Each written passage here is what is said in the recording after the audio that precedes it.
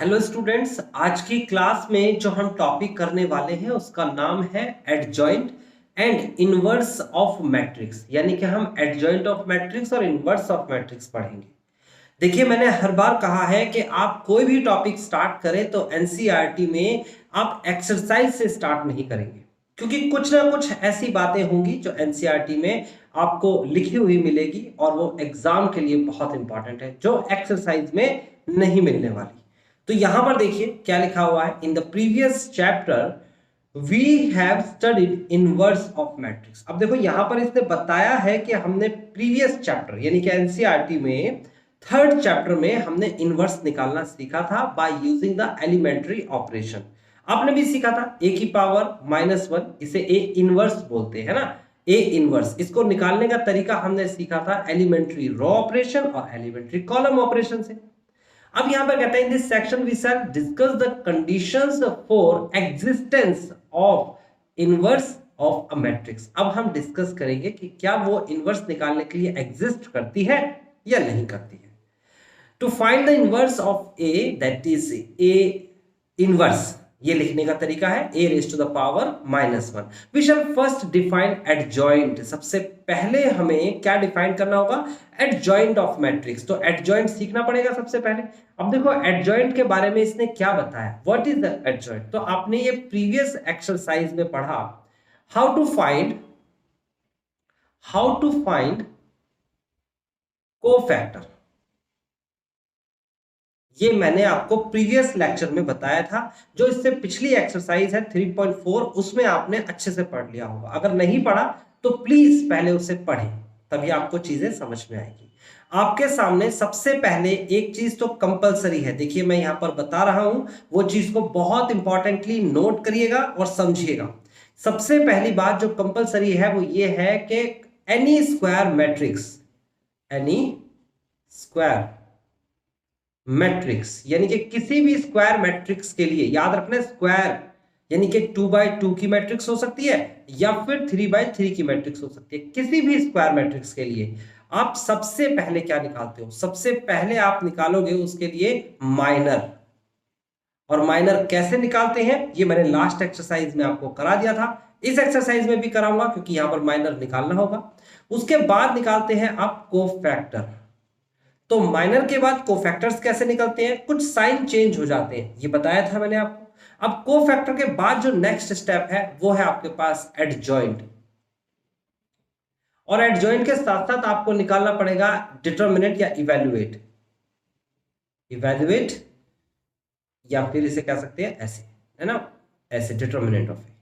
जब ये दोनों निकल जाएंगे तो इन दोनों का इस्तेमाल करके हमारा निकलेगा इनवर्स।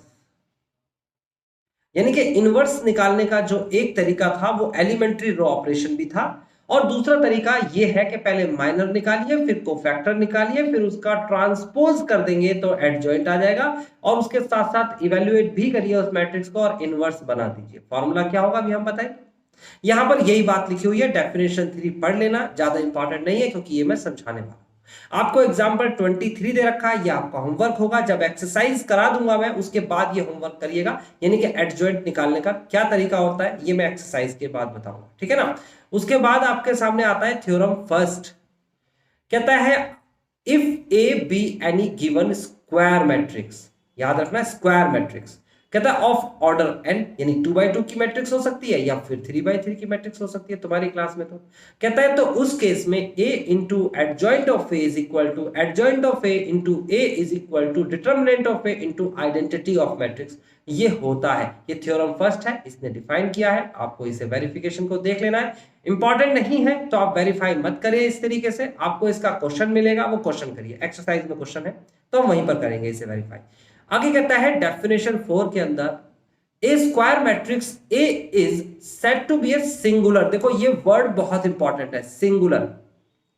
आपको ये वर्ड जो है एक्सरसाइज में रेयरली मिलेगा, एक क्वेश्चन में लिखा हुआ है बस, और ये समझना होगा what is the meaning of singular. Singular का मतलब होता है when determinant of A is equal to 0, when determinant of A is 0 is equal to called singular. याद रखना, कॉपी पे लिख लो, इसे नोट डाउन कर लो कि singular matrix determinant of A is equal to 0, ऐसे लिख लीजिए सम इंपॉर्टेंट पॉइंट्स, और यहां पर लिख लीजिए सिंगुलर सिंगुलर मैट्रिक्स क्या होती है? सिंगुलर मैट्रिक्स वो मैट्रिक्स होती है जब determinant of A is equal to 0 होता है तो उसे सिंगुलर मैट्रिक्स कहते हैं। ओके, डेफिनेशन 5 क्या कहता है? A square matrix is A is said to be non singular, और नॉन सिंगुलर कब कहलाएगी? जब determinant of A is not equal to 0। कितना सिंपल हो गया, ठीक है। इनने एक एक एग्जांपल भी दिया है, हमें जरूरत नहीं है इसकी। आगे आपसे कहता है थ्योरम सेकंड में, कहता है if A and B are non singular, अगर वो नॉन सिंगुलर है ऑफ द सेम ऑर्डर, और सेम ऑर्डर की होनी चाहिए, तो A B and B A are also non singular matrix. यानी कि अगर ए एक नॉन सिंगुलर मैट्रिक्स है, नॉन सिंगुलर का मतलब कि उसका डिटर्मिनेंट 0 नहीं आ रहा, बी एक नॉन सिंगुलर मैट्रिक्स है, उसका डिटर्मिनेंट 0 नहीं आ रहा, और उनके ऑर्डर्स सेम है, ये भी 2/2 तो ये भी 2/2, ये भी 3/3 तो ये भी 3/3। तो अगर ऐसा है तो उनकी मल्टीप्लाई कराने के बाद भी मैट्रिक्स नॉन सिंगुलर ही रहेगी, उसका डिटर्मिनेंट कभी भी 0 नहीं आ सकता। इसका एग्जाम्पल भी दिया है, इसको समझाया भी गया है, वैसे इंपॉर्टेंट नहीं है तो इसे आप ना समझे। उस तरीके से ये रूल आपको समझना है बस। ये rule very very very important है। मैं बोल रहा हूं आपको कि ये रूल इसी के अकॉर्डिंग चलेगा। क्या? इसके अकॉर्डिंग। ये आपके थ्योरम थर्ड में कहता है determinant of the product the matrix is equal to the product of their respective determinant. यानी कि ए बी का determinant is equal to A determinant into B determinant, और इसी के अकॉर्डिंग जब हम इसे सॉल्व करना शुरू करते हैं तो हमारे पास क्या बन जाता है? हमारे पास एक वेरी इंपॉर्टेंट टर्म्स मिलती है, और ये बहुत इंपॉर्टेंट इसलिए बोल रहा हूं एग्जाम में आएगी। क्या बोला मैंने? ये लिखा मैंने determinant of adjoint of A into में is equal to determinant of A का स्क्वायर। ध्यान रखिएगा, डिटर्मिनेंट ऑफ ए। अच्छा, मैं यहां पर क्या करता हूं, स्क्वायर को हटा देता हूं और लिख देता हूं n माइनस का 1। ये लिख देता हूं, रूल ये है n माइनस का 1। n माइनस 1 मतलब कि if A matrix 3/3 order then n is equal to 3, और अगर 2/2 के ऑर्डर होंगे तो n इज इक्वल टू 2 हो जाएगा, और यहां पर 2 लिख देंगे। फिलहाल 2-1 भी कर सकते हैं, 3-1 भी कर सकते हैं। ये 3/3 के ऑर्डर था तो इसलिए स्क्वायर आया। तो आपको समझ में आ गया स्टूडेंट्स, बहुत आसानी से। ये रूल है, सॉरी ये नीचे रूल लिखा हुआ है, ये रूल है। तो आपके सामने रूल लिखा हुआ है, आप इसको हाईलाइट कर सकते हैं, आपकी मर्जी है। आप इसको कॉपी पे लिख सकते हैं, आपकी मर्जी है। पेपर में तो मैंने कह दिया है वेरी वेरी इंपॉर्टेंट, मतलब कि इसका क्वेश्चन मिलेगा, और ये कॉन्सेप्ट आपको एक्सरसाइज में रेयरली एक आध क्वेश्चन में मिलता है, तो स्टूडेंट इसे लाइटली लेते हैं, लेकिन बहुत इंपॉर्टेंट है। आगे इसने थ्योरम फोर्थ में क्या कहा है? थ्योरम फोर्थ में कहा है a square matrix A is invertible. एक नई टर्म्स आई, टर्म याद रखना, नाम से पता लगना चाहिए, इनवर्टिबल। अब ये इनवर्टिबल क्या होती है सर? वो मैट्रिक्स इनवर्टिबल होती है जिसमें कि determinant of A is not equal to 0। If determinant of A is not equal to 0, that matrix is called invertible. Their inverse is possible, यानी कि उसका इनवर्स निकाला जा सकता है। इसका मतलब यह हुआ कि इनवर्टिबल मींस नॉन सिंगुलर, और नॉन इन्वर्टिबल या नॉट इन्वर्टिबल भी बोल सकते हो। इन्वर्टिबल, नॉट इन्वर्टिबल मतलब सिंगुलर। देखो यहां पर थोड़ा सा कंफ्यूजन होती है स्टूडेंट्स को। तो सिंगुलर मतलब नॉट इन्वर्टिबल, और नॉन सिंगुलर मतलब इन्वर्टिबल। मैं फिर से रिपीट करता हूं, नॉन सिंगुलर मतलब कि जिसका डिटर्मिनेंट 0 नहीं आता, और सिंगुलर मतलब जिसका डिटर्मिनेंट 0 आता है। सही है ना? और जिसका डिटर्मिनेंट 0 आएगा वो इन्वर्टिबल नहीं होगी। सही है ना? क्या हो जाएगी यहां पर? नॉन सिंगुलर मतलब इन्वर्टिबल, और सिंगुलर मतलब नॉट इन्वर्टिबल। बात समझ में आती है? यहां पर कहता है a square matrix A is invertible if and only if, जब इन्वर्टिबल होगी जब ए इज नॉन सिंगुलर मैट्रिक्स। बात समझ में आती है? इसको यहां पर डिफाइन किया है, इसको पढ़ सकते हैं। मैंने कहा है ये डेफिनेशंस ये प्रॉपर तरीके से बताया गया। अगर आपकी इच्छा है तो जरूर जानिए, लेकिन मैं पहले क्वेश्चन कराऊंगा, और क्वेश्चन के बाद आपको यहां आना है और फिर इसके एक एक स्टेप को समझना है। डेफिनेटली क्वेश्चन के बाद आपको ये बहुत अच्छे समझ में आएगा। ठीक है ना? ऐसे आपको 24 एग्जाम्पल का होमवर्क करना है, ये आपका काम है। आगे बढ़ जाते हैं, 25 आपको करना है, ये भी आपका काम है। 26 का काम भी आपको ही करना है। अब आ जाते हैं 4.5 एक्सरसाइज, जो मुझे करानी है, अनसॉल्व एक्सरसाइज है।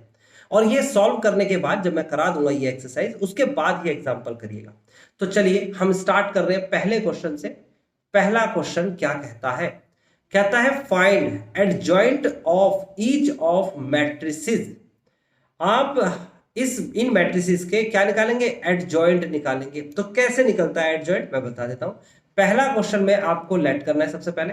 पहला क्वेश्चन क्या कहता है? पहला क्वेश्चन कहता है 1 2 3 4। तो सबसे पहला स्टेप माइनर निकालना है। माइनर कैसे निकलता है? M11 कैसे निकलता है? First row and first column delete. तो क्या मिला आपको? 4 मिला। तो ये आपका माइनर का पार्ट आ गया 4। उसके बाद आप क्या करेंगे? फर्स्ट रो, ये है first row, and second column delete. तो क्या बचा हुआ दिख रहा है आपको? आपको दिख रहा है 3। तो M12 इज इक्वल टू 3। उसके बाद M21 यानी कि सेकंड रो और फर्स्ट कॉलम। तो यानी कि इसका मतलब हो गया सेकंड रो ये है और फर्स्ट कॉलम ये। देखो मैं स्पेसिफिक यहां पर बताता हूं आपको, तो आपको वैसे ही समझना है। बहुत आसान था। ये सेकंड रो है और ये फर्स्ट कॉलम है। सेकंड रो और फर्स्ट कॉलम डिलीट कर देंगे तो क्या दिख रहा है आपको? आपको दिखना चाहिए 2। फिर उसके बाद M22, इसका मतलब क्या हो गया कि सेकंड रो और सेकंड कॉलम डिलीट कर दो, रिमूव कर दो। क्या कर दो? Second row and second column. तो क्या बचा आपको? आपके सामने बचा 1। बहुत इजी है। अगर आपको मैथ्स टिपिकल लगती है तो उसमें से सबसे आसान वाला सेक्शन में करा रहा हूं। हर कोई स्टूडेंट इसको कर लेगा। आपको बस एक ही कमिटमेंट कर दिखाना है, और वो कमिटमेंट ये होना चाहिए कि आप मेरे साथ साथ कॉपी पे ये क्वेश्चंस करेंगे। बस इतना कमिट कर लीजिए, ठीक है ना? उसके बाद आगे देखते हैं। आगे आपको क्या दे रखा है? हर चीज बड़े आसानी से समझ में आ जाएगी। आप लिखेंगे माइनर ऑफ ए। तो माइनर क्या लिखेंगे? आप लिखेंगे 4 3, ये 3 साइड में लिखेंगे, इधर 2 and 1। This is called minor. अब इसके साथ आपको लिखना है कोफैक्टर्स। इसे कहते हैं कोफैक्टर को A11। कोफैक्टर को क्या बोलते हैं? A11, फिर A12, फिर A21, फिर A22। और ये कोफैक्टर में क्या लिखा जाता है मैं फिर से रिपीट कर देता हूं। देखिए 1 और 1 ऐड करेंगे तो कितना आएगा? 2 आएगा, और 2 एक इवन नंबर होता है, इसीलिए ये 4 का 4 ही रहेगा, साइन चेंज नहीं होगा। इवन नंबर पे no change, no sign change. और अगर मैं बात करता हूं ओड नंबर तो साइन चेंज। तो साइन चेंज कब होगा? ओड नंबर पे। साइन चेंज कब नहीं होगा? इवन नंबर पे। तो देखो 1 और 2 को ऐड करेंगे, 1 + 2 तो आएगा 3, और 3 एक ओड नंबर होता है। 3 इज ओड नंबर। तो अगर 3 एक ओड नंबर है तो इसका मतलब 3 जो है यहां पर, ये जो संख्या आई है, इसके साइन को चेंज कर देंगे और -3। मैं फिर रिपीट कर रहा हूं, मैं जो चेक कर रहा हूं यहां से कर रहा हूं। ये इत्तेफाक से ये भी 3 आया, ये भी 3 आया। अब अगला वाला देखो, 2 + 1 कितना होता है? 2 + 1 कितना होता है? 3 होता है। 3 एक ओड नंबर है। सो दैट्स वाई इस एलिमेंट का साइन चेंज होगा। मैंने क्या बोला? तसल्ली से सीखो, देखो कोई जल्दीबाजी नहीं है। अगर मैंने कहा 2 और 1 3 होता है और 3 एक ओड नंबर है, तो इसका मतलब कि ये वाला जो संख्या है, ये वाले जो एलिमेंट है, इसका निशान चेंज होगा, -2 हो जाए। ओके, यहां पर देखिए 2 + 2 कितना होता है? 2 + 2 4 होता है। 4 मतलब कि even number. So that's why यहां पर 1 जो है इसका साइन चेंज होकर -1 बनेगा। इसे कहते हैं कोफैक्टर ऑफ ए का कोफैक्टर।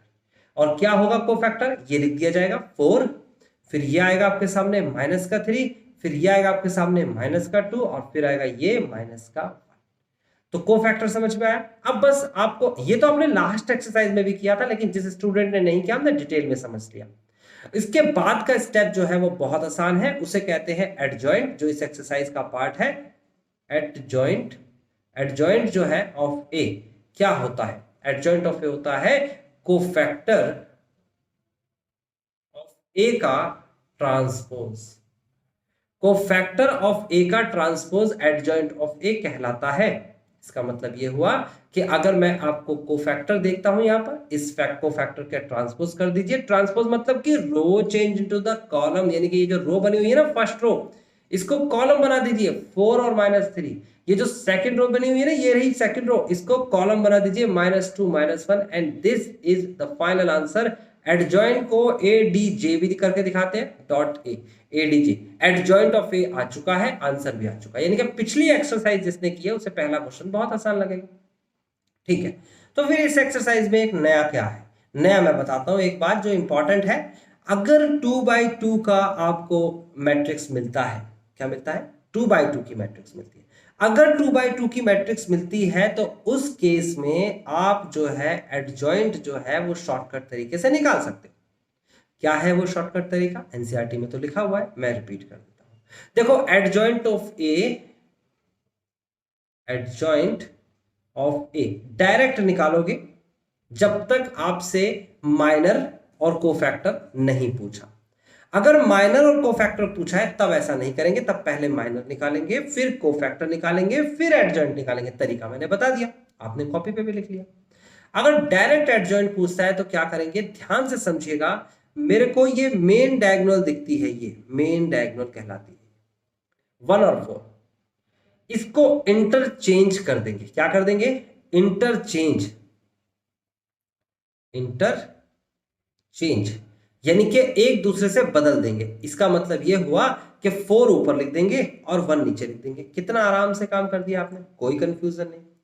उसके बाद इसमें सेकेंडरी डायगोनल है, और सेकेंडरी डायगोनल क्या है, सेकेंडरी डायगोनल होती है हमारी ये, this is called the secondary diagonal. ये इसके साइन चेंज करेंगे, चेंज इन साइन, इसके साइन चेंज करेंगे, यानी कि निशान बदलेंगे। यानी कि यहां पर लिख देंगे -3 और यहां पर लिख देंगे -2। ऑलरेडी माइनस लिखा होता तो प्लस कर देते, साइन चेंज।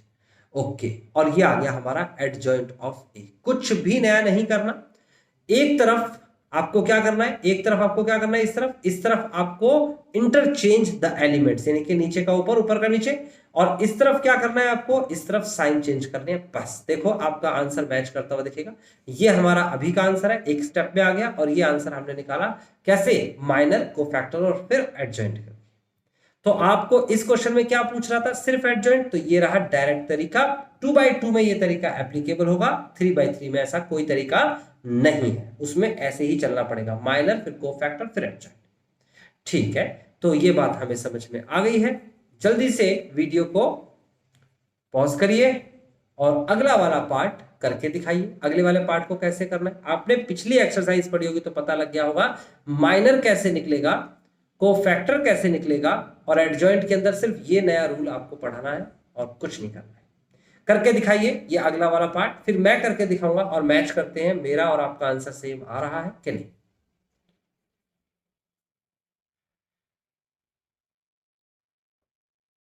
नेक्स्ट जो पार्ट है उसको बहुत गौर से देखिएगा, बिल्कुल तसल्ली से देखिएगा, मैं एक एक करके करा।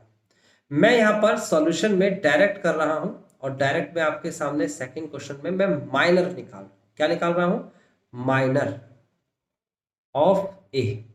तो एक तरीका माइनर का तो मैंने ये सिखाया था कि सब कुछ लिटरली लिखिए। चलो मैं लिख के दिखा रहा हूं, M11 first row first column delete, यानी कि ये है फर्स्ट रो और ये है फर्स्ट कॉलम, डिलीट कर दीजिए।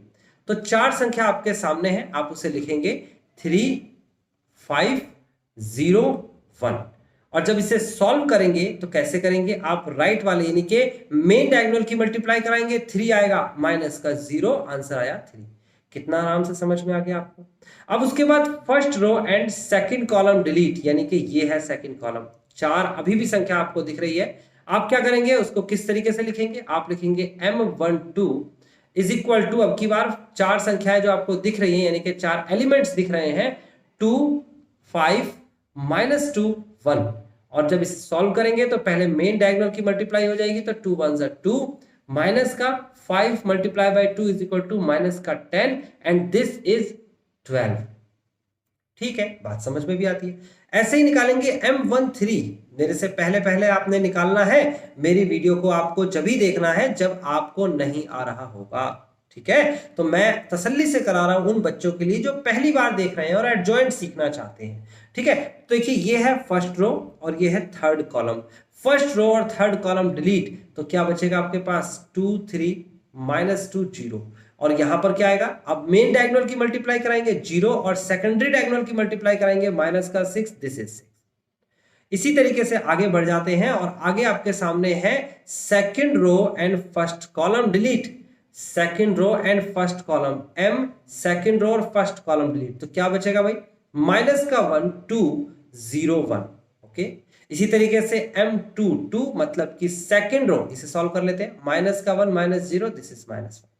Second row and second column delete, तो देखो सेकंड रो और सेकंड कॉलम मैं स्पेसिफिक डिलीट करके दिखा रहा हूं, हालांकि आपको अपनी कॉपी पे ऐसा नहीं करना है, क्योंकि कॉपी पे ऐसे थोड़ी दिखा सकते हैं, आप लिखेंगे और हटाएंगे।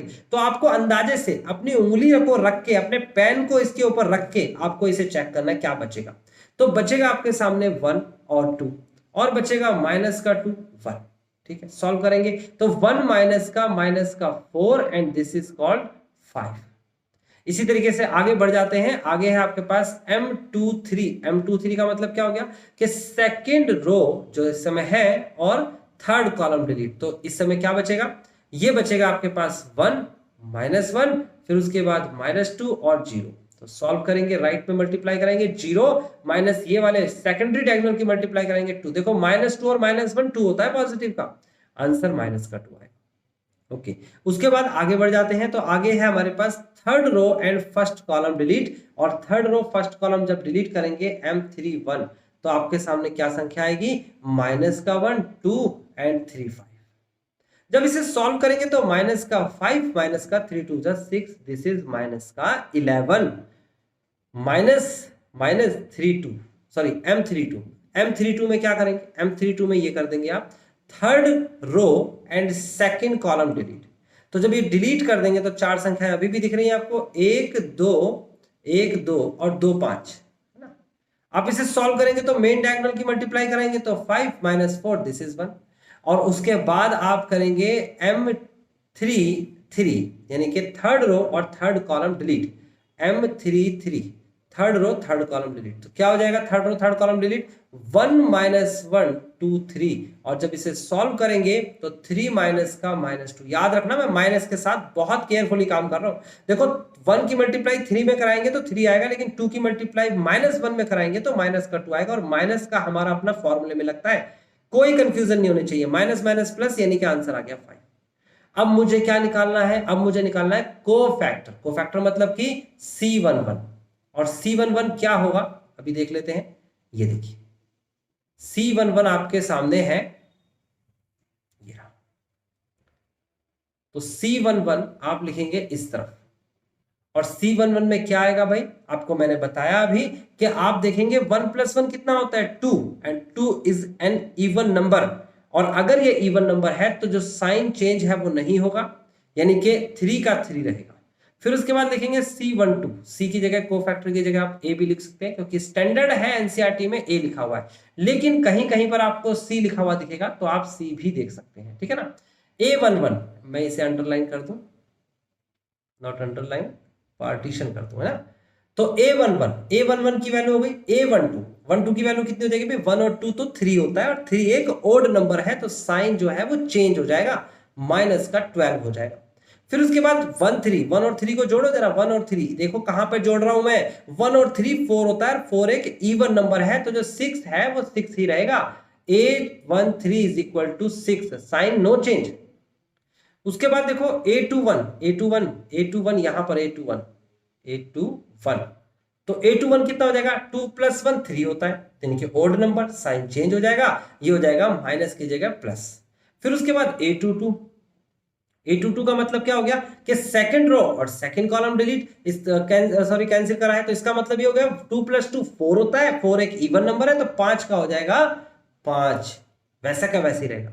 उसके बाद A23 का मतलब हो गया ओड नंबर, 5 है ना, ओड नंबर है, 2 + 3 5 हो जाएगा, तो ओड नंबर है तो साइन चेंज हो जाएगा, तो ये हो जाएगा माइनस का 2 का A23 के अंदर प्लस का 2 हो जाएगा। फिर उसके बाद A31 A32 A33 देख लेते हैं, तो A31 की बात कर लेते हैं। A31 मतलब कि 4, यानी कि ये है आपके पास इवन नंबर, तो साइन जो है वो नो चेंज रहेगा, नो चेंज। उसके बाद ये है 32 ओड नंबर साइन जो है चेंज हो जाएगा, और यहां पर साइन जो है वो नो चेंज रहेगा। बात समझ में आ रही, 3 + 3 6 होता है। तो आपने माइनर और कोफैक्टर निकाल दिया है, और आपको निकालना क्या था, आपको निकालना था एडजॉइंट। तो आप सबसे पहले लिखेंगे minor of A is equal to, आपके सामने है 3, 12, 6, -1, 5, -1, 5 एंड माइनस का 2, और उसके बाद -11, 1 और 5। अब देखो अलग अलग टेक्निक है, अलग अलग तरीके हैं। अगर आपने माइनर निकाला तो कुछ बच्चे माइनर इस तरीके से निकालते हैं, लिटरली पहले ऐसे लिखते हैं डिटर्मिनेंट, फिर सॉल्व करते हैं। कुछ बच्चे इस बीच वाले पार्ट को, इस वाले पार्ट को नहीं करते, डायरेक्ट ये लिख देते हैं। और कुछ बच्चे जो होते हैं इस तरीके से लिखते ही नहीं है, इस तरीके से लिखते ही नहीं है, वो डायरेक्ट इस तरीके से लिखते हैं। आप किसी भी तरीके से करें, आपको कॉन्फिडेंस होना चाहिए कि आप सही कर रहे हैं। अच्छा, माइनर के बाद फिर कोफैक्टर निकाला जाता है, ये कोफैक्टर है ना, कोफैक्टर ऑफ। अब कोफैक्टर जो है, याद रखिएगा बेटा, या तो आप इसे इस तरीके से लिटरली लिख के लिखें, या डायरेक्ट एक तरीका बताता हूं उसको सीखिएगा, वो तरीका अच्छा तरीका है। देखो मैंने आपको माइनर निकालना सिखा दिया, अब आप क्या करेंगे, अब आप सिंपल सा एक काम करेंगे, मैं आपको बताता हूं क्या काम है। आप डायगोनल को कवर कर लेंगे, देखो ये डायगोनल है, दिख रहा है आपको, डायगोनल को कवर कर लेंगे। देखो मैं आपको डायगोनल कवर करके दिखा रहा हूं, ये पहला डायगोनल है और ये आपका दूसरा डायगोनल। दो डायगोनल्स होते हैं एक मैट्रिक्स के अंदर, और ये मैंने कवर कर दिया। देख सकते हो डायगोनल्स कैसे कवर होते हैं। अब डायगोनल्स कवर करने के बाद ये हमेशा अपनी कॉपी पे लिखना है, ऐसे ही कवर करके, ऐसे कट करना है, कवर ऐसे ही करना है। और जब आप देखोगे डायगोनल कवर करके तो आपको क्या निशान दिख रहा है, क्रॉस का निशान दिख रहा है। किसका निशान दिख रहा है, क्रॉस। तो क्रॉस का मतलब क्या होता है, क्रॉस का मतलब कि ये जितने भी एलिमेंट्स कवर हुए हैं इन सबके निशान नहीं बदलते हैं, जो छूट गए उनके निशान बदल जाएंगे। मतलब यह हुआ कि 12 के निशान बदलेंगे, -1 का निशान बदलेगा, 1 का निशान बदलेगा और -2 का निशान बदलेगा। तो आपको डायरेक्ट यहां कोफैक्टर मिल रहा है। कोफैक्टर ऑफ ए आपको देखो किस किस के निशान बदलने, देखो आपके सामने 12, -2, -1 और 1, इनके निशान बदलने हैं, बाकी किसी के नहीं बदलने। 3 ऐसे ही रहेगा, -12 हो जाएगा। 6 ऐसे ही रहेगा, +1 हो जाएगा, यहाँ पर -1 था ना, +1 हो जाएगा। उसके बाद 5 ऐसे ही रहेगा, इसके भी साइन चेंज हो जाएंगे। फिर उसके बाद साइन होंगे यहाँ पर no change, sign change and sign no change. तो कोफैक्टर समझ में आया कि नहीं आया? अब कोफैक्टर आ गया तो ट्रांसपोज भी समझ में आना चाहिए, not transpose, adjoint. Adjoint of A is equal to cofactor of A का ट्रांसपोज। मैं फिर से रिपीट कर रहा हूं, ट्रांसपोज का निशान है ये, टी लिख दो ऊपर या डैश लगा लो। आप टी नहीं लिखोगे तो ऐसे डैश लगा सकते हो, आपको डैश लगा हुआ दिख जाएगा ऐसे, ठीक है ना। तो कोफैक्टर ऑफ ए आपके सामने है, इसका ट्रांसपोज कर दीजिए तो आ जाएगा आपके पास क्या, एडजॉइंट ऑफ ए। यहां लिखिए एडजॉइंट ऑफ ए, तो ए का एडजॉइंट होता है कोफैक्टर का ट्रांसपोज कर दीजिए। ये आपके पास क्या है, फर्स्ट रो है। क्या बन जाएगा, फर्स्ट कॉलम बन जाएगा 3 -12 एंड 6। फिर ये क्या दे रखा है आपको, सेकंड रो दे रखा है, और क्या बन जाएगा, सेकंड कॉलम बन जाएगा 1, 5 एंड 2। फिर ये क्या दे रखा है आपको, थर्ड रो दे रखा है, और क्या बन जाएगा, थर्ड कॉलम बन जाएगा -11, -1 और 5। ये आपका फाइनल आंसर आ चुका है। अगर आपने कोई भी कैलकुलेशन मिस्टेक की है तो ही आंसर मैच नहीं करेगा, अदरवाइज आप देखेंगे पीछे जाके इसका आंसर तो मैच करेगा। तो फर्स्ट क्वेश्चन हमारा हो गया, मैंने आपको 2/2 का एडजॉइंट निकालना सिखाया। सेकंड क्वेश्चन हमारा हो गया, मैंने आपको 3/3 में भी एडजॉइंट निकालना सिखाया। आप में से कुछ क्वेश्चंस कहेंगे सर इसका कोई शॉर्टकट है, जैसे इसका बता देता है एक ही स्टेप में खत्म। नहीं है, शॉर्टकट नहीं है। हाँ, कैलकुलेशन शॉर्टकट हो सकती है, जैसे कि आपको जोड़ना, घटाना, गुणा करना, भाग करना अगर कॉन्फिडेंटली आता है तो आपको क्या करना है, आपको जो मैंने यहां पर लिख के दिखाया है ना, ये सारा काम नहीं करना है। आप डायरेक्ट क्वेश्चन से यहां तक पहुंच जाएंगे। कैसे, आप शॉर्टकट करेंगे, first row first column cancel, इसकी मल्टीप्लाइज में 3 - 0 3 आया, first row second column cancel, 2 minus का 10 20 आया, ऐसे करके लिख देंगे डायरेक्ट, इससे ही है, ठीक है। तो ये डायरेक्ट अगर करना आता है कैलकुलेशन तो ठीक है, नहीं आती तो मैंने लिटरली एक तरीका बताया, उसे फॉलो करिएगा, ठीक है। माइनर के बाद कोफैक्टर कैसे निकाला, कोफैक्टर के बाद एडजॉइंट कैसे निकाला, स्टोरी आपके सामने। अभी फिलहाल आगे बढ़ते हैं। आगे आपको समझना है ये verify A into adjoint of A. मैंने कहा आपको इसका एडजॉइंट निकालना आता है और ये तो आपके सामने है ही। फिर एडजॉइंट ऑफ ए इंटू ए, और मल्टीप्लाई करनी भी आती है ना, आपको मल्टीप्लाई सिखाई है, मैट्रिक्स मल्टीप्लिकेशन। फिर कहता है डिटर्मिनेंट ऑफ ए इंटू आई। अब डिटर्मिनेंट ऑफ ए कैसे निकालते हैं, ये आपने 4.1 एक्सरसाइज करी है, अगर नहीं करी तो एक बार देख लें उसे करके। और आई का मतलब आइडेंटिटी मैट्रिक्स होता है 1 0 0 1 2/2 में, और 1 0 0 0 1 0 0 0 1 3/3 में, तो आइडेंटिटी भी हो जाएगी। ये तीनों के तीनों इक्वल होने चाहिए, ऐसा वेरीफाई करके दिखाइए, थर्ड क्वेश्चन में भी और फोर्थ क्वेश्चन में भी। सही है, आगे बढ़ते हैं। आगे हमारे सामने क्या है, कहता है फाइंड द इनवर्स। देखो अब की बार इनवर्स आ गया, तो इनवर्स कैसे निकलता है मैं पहले क्वेश्चन से आपको बताता हूं, यानी पांचवें क्वेश्चन को मैं करके दिखाता हूं इनवर्स कैसे निकलता है। हालांकि रूल मैंने बता दिया है, अब आप निकाल भी सकते हैं, लेकिन फिर भी मैं एक क्वेश्चन तो करके दिखाऊंगा। तो क्वेश्चन नंबर 5 है, और मैं अब की बार माइनर को फैक्टर का सहारा नहीं लूंगा, मैं लिखूंगा let A is a matrix of 2 -2 4 3।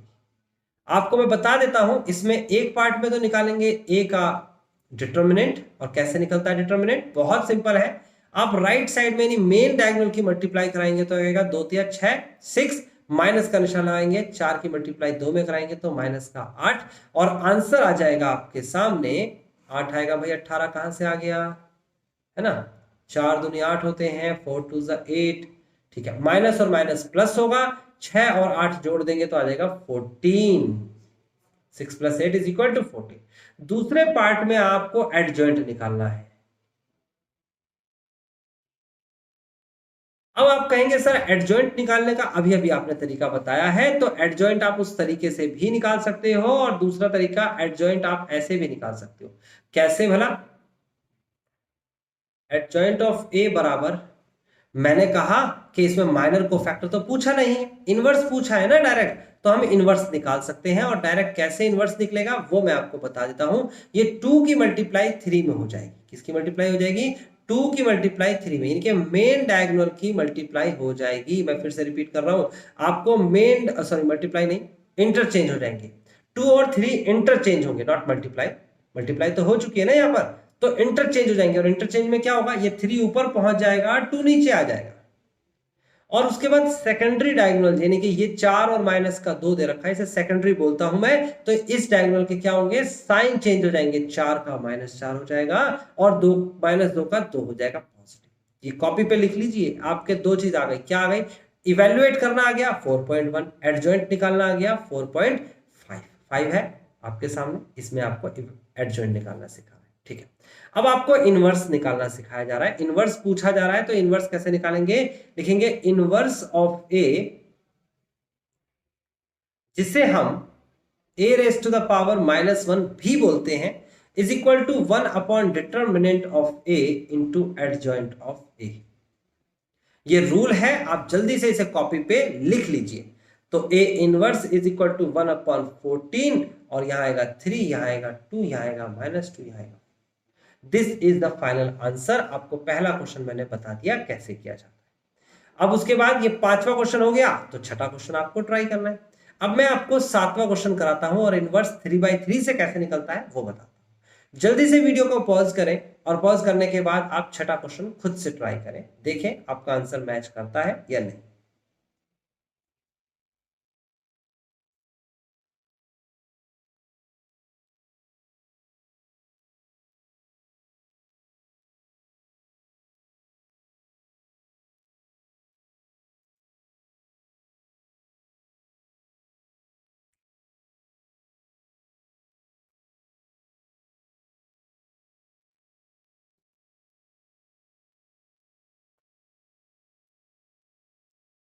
ये क्वेश्चन नंबर 7 जो है इसे हम करेंगे, और इस बार जो है मेथड बहुत आसान होगा। मेथड वही है, बस कैलकुलेशन थोड़ी अलग होगी। जैसे कि हम लेट कर लेंगे a is equal to the matrix of 1 2 3 0 2 4 0 0 5। अब देखिए स्टूडेंट, मैं आपको एक छोटी सी बात बता दूं कि आपको मैंने ए से एडजॉइंट ऑफ ए निकालने का एक लिटरली तरीका बता दिया है, और वो ये है, पहले माइनर, माइनर से कोफैक्टर, ये रहा माइनर, ये रहा कोफैक्टर, ये रहा एडजॉइंट। और जो दूसरा मेथड या दूसरा तरीका बताया वो पहले मेथड से आसान है, यानी आपके लिए सहूलियत है, कंफ्यूजन नहीं है। मैंने कहा था इसमें कोई शॉर्टकट तरीका नहीं होता, लेकिन कई स्टूडेंट से डायरेक्ट अपनी कैलकुलेशन सही के, अगर सही है तो कर सकते हैं, डायरेक्ट कर सकते हैं। कैसे, मैं करके दिखाता हूं। माइनर ऑफ ए कैसे लिखेंगे, ध्यान से समझना। देखो मैंने ये डायरेक्ट ही माइनर ऑफ ए की एक डिटरमिनेंट मैट्रिक्स को बना दिया। अब क्या होगा, ध्यान से समझिएगा। पहले में लिखेंगे इसमें first row first column cancel, multiply करेंगे तो कितना आ जाएगा, 2 5 10, माइनस का 0 तो आंसर आएगा 10, तो यहां लिख देते हैं 10। उसके बाद हम दूसरे पे चलते हैं, first row second column delete, multiply कराएंगे तो 0 माइनस 0 आंसर आ जाएगा 0। उसके बाद आप लिखेंगे first row and third column delete, तो 0 की मल्टीप्लाई 0 में तो 0 माइनस का 0 तो आंसर आ जाएगा आपका 0। आपको पता लगा, डायरेक्ट आंसर निकलता चला जा रहा है। आपकी कैलकुलेशन भी सही है, लेकिन सभी बच्चों का ऐसा नहीं है कॉन्फिडेंस कि वो एक बार में सही आंसर निकालें। तो मैं रिक्वेस्ट करूंगा आपसे कि अगर आपकी कैलकुलेशन में प्रॉब्लम हो रही है, अगर आपके क्वेश्चन सही आंसर नहीं आ रहे हैं, तो जैसा मैंने पहले बताया वैसे ही ट्राई करिएगा, गलत मत करिएगा। आगे बढ़ जाते हैं, तो आगे आपके सामने है second row first column delete, तो 2 की गुणा 5 में करेंगे, 2 पंजे 10 माइनस का 0 तो आंसर आएगा 10। फिर उसके बाद आप करेंगे यहां पर सेकंड रो, ये रहा second row and second column delete, तो 1 की गुणा 5 में कराएंगे, 5 माइनस का 0 इज इक्वल टू 5। फिर उसके बाद second row and third column delete करेंगे तो 0 minus 0 is equal to 0। Second row and third column, तो 0 एंड 0, तो फाइनली हमारे पास आ जाएगा 0। लास्ट आगे चलते हैं, लास्ट हमारे पास एक रो बचता है और वो रो के पास चलेंगे हम, तो ये हो जाएगा आपके पास 5, ये है आपके पास क्लोज। ठीक है, अब चलते हैं आगे। तो आगे क्या दे रखा है, देखो ये third row and first column delete, क्या बना भाई, third row first column delete, ये हो जाएगा 2 की गुणा 4 में करेंगे, 2 चौके 8 और 3 की गुणा 2 में कराएंगे, 3 दूनी 6, 8 में से 6 गया तो कितना बचा, 2 बचा। फिर उसके बाद second row and second column delete करेंगे तो क्या बचेगा आपके पास, 4 की गुणा 1 में कराएंगे तो 4 आएगा, माइनस का 0 यानी कि 4। फिर उसके बाद second row and third column delete करेंगे तो कितना आएगा, 2 माइनस का 0, तो फाइनली आंसर। अब ये तरीका है माइनर को डायरेक्ट निकालने का। जो स्टूडेंट मुझसे पूछते हैं कि सर डायरेक्ट कैसे निकाला जाता है, इसमें तो बहुत टाइम कंज्यूम होगा, तो मैंने बताया आप अपनी कैलकुलेशन सही कर लें, फिर आपका कोई टाइम कंज्यूम नहीं होगा, आप डायरेक्ट ये स्टेप से निकाल सकते हैं। इसके बाद कोफैक्टर निकालना है, तो कोफैक्टर क्या होता है आपका, ये वाला सेक्शन और ये वाला सेक्शन, यानी कि डायगोनल्स जो है इसको कवर कर लीजिए। इनके निशान नहीं बदलेंगे, बाकी सबके बदलेंगे, यानी कि cofactor of A is equal to होता है 10 0 0 माइनस 10 5 0 2 माइनस 4 2। देख सकते हो जो बच गए उनके निशान नहीं बदलेंगे, इसके निशान नहीं बदलेंगे, ये ऐसे रहेगा, सॉरी इसके निशान बदलेंगे, इसके निशान बदलेंगे, इसके निशान बदलेंगे, इसके जो बच गए हैं, जो बच गए हैं चारों में, उसके ही निशान बदलेंगे। उसके बाद आता है एडजॉइंट ऑफ ए, और एडजॉइंट ऑफ ए क्या होता है भाई, एडजॉइंट ऑफ ए होता है हमारे सामने, हम कोफैक्टर ऑफ ए का ट्रांसपोज करते हैं, तो ट्रांसपोज करेंगे तो क्या देगा, 10 0 0 minus 10 5 0 2 minus 4 and 2, this is called the transpose, है ना। तो इसे ही हम एडजॉइंट ऑफ ए कहते हैं। अब एडजॉइंट ऑफ ए आ गया, इसको डिटर्मिनेंट में निकाल लेते हैं। तो डिटर्मिनेंट कैसे निकालते हैं मैं बता देता हूं, आप इसे लिखेंगे पहले यहां पर, सबसे पहले डिटर्मिनेंट ऑफ ए लिखेंगे, और डिटर्मिनेंट ऑफ ए में क्या लिखेंगे आप, आपको मैंने बताया था प्लस माइनस प्लस, तो पहले तो 1 ले लेंगे, 1, और 1 के बाद जो अंदर संख्या आएगी वो क्या आएगी, वो संख्या आएगी first row first column delete, 2 पंजे 10 माइनस का 0 यानी कि 10, फिर माइनस का 2 लिखा जाएगा, ये वाला 2, फर्स्ट रो और सेकंड कॉलम डिलीट, तो 0 आएगा आंसर, फिर प्लस का है हमारे पास 3, तो अब की बार क्या करेंगे, first row and third column delete, तो इसका आंसर भी 0 आएगा। तो फाइनली डिटर्मिनेंट ऑफ ए आपके सामने आ गया, और वो आ गया 10। डिटर्मिनेंट ऑफ ए भी आ गया और एडजॉइंट ऑफ ए भी आ गया। अब ए इनवर्स निकालना है, ए इनवर्स का रूल लगा दीजिए, 1 upon determinant of A into adjoint of A, तो आप इसे सॉल्व करके लिख देंगे, आंसर आ जाएगा 1 अपॉन में 10, ये ए इनवर्स आ रहा है, और 10 माइनस 10 2 0 5 माइनस 4 0 0 तो स्टूडेंट्स जल्दी से इसका आंसर मैच करिए। अगर मैच कर रहा है तो मेरी कैलकुलेशन सही हुई है, और अगर मैच नहीं कर रहा है तो कोई ना कोई गलती हुई है कैलकुलेशन में, और वो आप ठीक कर सकते हैं। ठीक है, तो जल्दी से वीडियो को पॉज करें और आगे के सारे क्वेश्चंस यानी कि 7th भी, 8th भी, 9th भी, 10th भी आपको करना है, और 11th क्वेश्चन भी बेटा आपको ही करना है। आसान है, देखो इसकी मल्टीप्लाई कराएंगे माइनस कॉस स्क्वायर अल्फा और माइनस का साइन स्क्वायर अल्फा। तो बताता हूं आपको, ये रूल याद रखना है, sine square theta plus cos square theta बराबर 1 होता है। इसका सहारा लेना पड़ेगा जब हम इसे डिटरमिनेंट निकालेंगे। बाकी तो बहुत आसान क्वेश्चन है। ठीक है, तो ये बात भी समझ में आ गई आपको। आगे कहता है 12 क्वेश्चन में ए की वैल्यू दे रखी है, बी की वैल्यू दे रखी है, आपको ए बी की मल्टीप्लाई करानी है। तो भाई मल्टीप्लाई कराना आपको आता है, और जब मल्टीप्लाई हो जाएगी तो उसका निकालना है इनवर्स। मल्टीप्लाई होने के बाद एक मैट्रिक्स बनेगी और उसका इनवर्स। इनवर्स 2/2 में तो बहुत आसान है। अगर आपको ए का इनवर्स निकालना है तो 1 upon determinant of A into adjoint of A, है ना। एडजॉइंट कैसे निकलता है पता है। अगर ए बी का इनवर्स निकालना है तो आप लिखेंगे 1 अपॉन ए बी का determinant into adjoint of A B. तो कुछ भी कठिन नहीं है ना। उसके बाद बी इनवर्स अलग निकालिए, ए इनवर्स अलग निकालिए। बी इनवर्स को आगे ही लिखना है, याद रखिएगा ये बात, और ए इनवर्स को पीछे ही लिखना है। मल्टीप्लाई कराना है, लेफ्ट राइट के side, left side right side के बराबर आ जाएगा तो वेरीफाई हो जाएगा। और आज की क्लास में आपको सिर्फ 12 तक के क्वेश्चंस ट्राई करने हैं, क्योंकि इसके बाद के क्वेश्चन जो है 13 से एक नया तरीका है। ए इनवर्स निकालने के अभी तक आपने 2 मेथड सीखे हैं। एक एक्सरसाइज 3.4 में एलिमेंट्री रो ऑपरेशन से सीखा है आपने निकालना, और एक अभी एक्सरसाइज 4.5 के अंदर सीखा है। ये रहा तरीका आपको एडजॉइंट वाले तरीके से। अब ए इनवर्स निकालने का एक तीसरा तरीका लगेगा जो इक्वेशन से निकलता है, यानी इससे निकलता है, इससे निकलता है। तो ए इनवर्स निकलेगा तो जरूर, लेकिन इन दोनों मेथड से नहीं निकालना, तीसरे मेथड से निकालना। तो इसका मतलब अगली क्लास में मैं 13 से लेकर 18 तक के क्वेश्चंस कराऊंगा। आप अभी तक के किए गए जो भी क्वेश्चंस हैं इसको अभी आप पूरा करेंगे, समझ में आपको डेफिनेटली आएगा, क्योंकि आपको मैंने बड़े डिटेल में बताया है। फिर भी अगर नहीं समझ में आता है आप मुझसे पूछ सकते हैं। अब मिलते हैं हम अगले क्लास के अंदर, उसमें हम नेक्स्ट यही वाला टॉपिक आगे एक्सटेंशन पार्ट करेंगे और तसल्ली से करेंगे। आप एग्जाम्पल्स जरूर करेंगे। एग्जाम्पल्स में अगर कोई डाउट आता है तो आप मुझसे पूछ सकते हैं।